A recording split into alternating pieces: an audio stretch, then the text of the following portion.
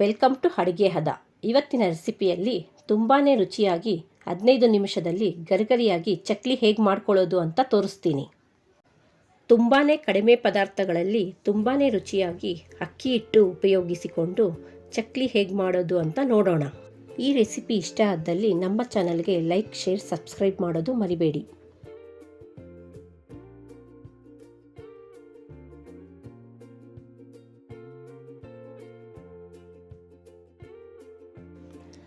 ಬಾಣಲಿಗೆ ಅರ್ಧ ಕಪ್ ಉದ್ದಿನಬೇಳೆ ಹಾಕ್ಕೊಳ್ತಾ ಇದ್ದೀನಿ.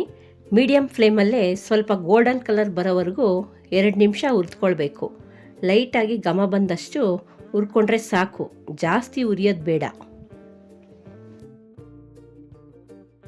ತಣ್ಣಗಾದ ಮೇಲೆ ಇದನ್ನು ಮಿಕ್ಸಿಗೆ ಹಾಕಿ ಪೌಡರ್ ಮಾಡ್ಕೊಬೇಕು. 3/4 ಕಪ್ ಕಡಲೆಪಪ್ಪು, ಹುರಿಯೋದು ಬೇಡ, ಮಿಕ್ಸಿಗೆ ಹಾಗೆ ಪೌಡ್ರ್ ಮಾಡ್ಕೊಬೇಕು.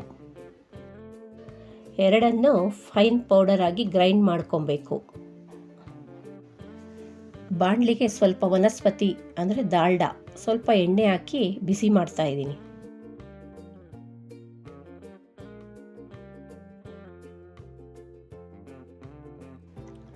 ಗ್ರೈಂಡ್ ಮಾಡಿದ ನಂತರ ಉದ್ದಿನಬೇಳೆ ಪುಡಿ ಜರಡಿ ಹಿಡಿಬೇಕು.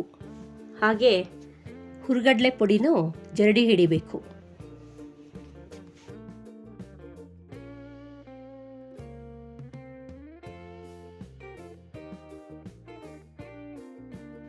ಎರಡು ಕಪ್ ಅಕ್ಕಿ ಹಿಟ್ಟು,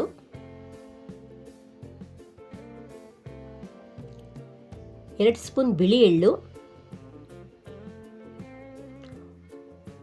ಓಂಕಾಳು ಅರ್ಧ ಸ್ಪೂನು, ಉಪ್ಪು ರುಚಿಗೆ ತಕ್ಕಷ್ಟು, ಅಚ್ಕಾರದ ಪುಡಿ 2 ಸ್ಪೂನು. ಚೆನ್ನಾಗಿ ಮಿಕ್ಸ್ ಮಾಡಬೇಕು.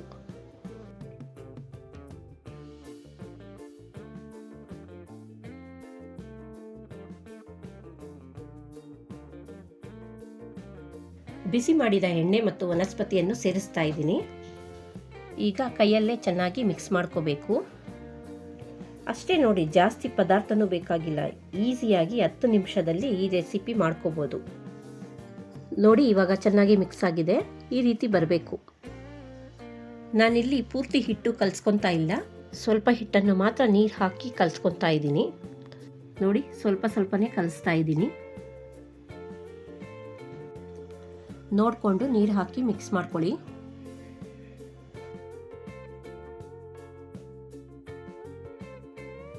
ನೋಡಿ, ಈ ಥರ ಹಿಟ್ಟು ಮಿಕ್ಸ್ ಮಾಡ್ಕೊಬೇಕು.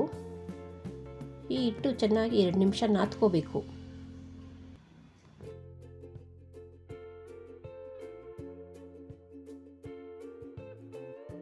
ನೋಡಿ, ಈ ಥರ ಹಿಟ್ಟು ಚೆನ್ನಾಗಿ ನಾದ್ಕೊಂಡು ಈ ಥರ ಹಿಟ್ಟು ಸಾಫ್ಟ್ ಬರಬೇಕು.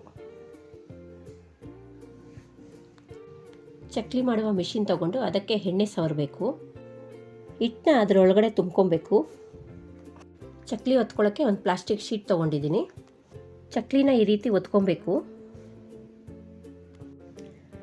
ನೋಡಿ, ಎಲ್ಲೂ ಕಟ್ಟಾಗ್ದಿರ ತುಂಬಾ ಚೆನ್ನಾಗಿ ಬರ್ತಾ ಇದೆ ಚಕ್ಲಿ. 4 ಚಕ್ಲಿನ ಈ ರೀತಿ ಮಾಡ್ಕೊಂಡಿದ್ದೀನಿ.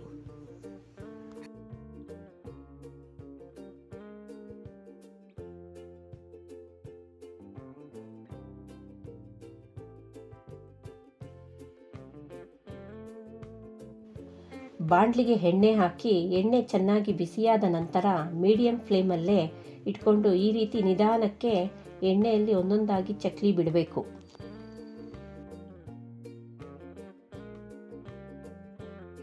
ಹಾಗೆ 2 ನಿಮಿಷ ಬಿಟ್ಟು ಮೇಲೆ ಬಂದಮೇಲೆ ಇನ್ನೊಂದು ಕಡೆ ತಿರ್ಸ್ಕೊಬೇಕು.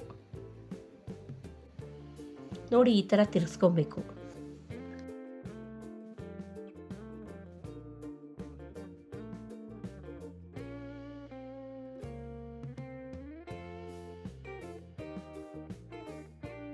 ಫ್ರೈ ಆಗಿದೆ.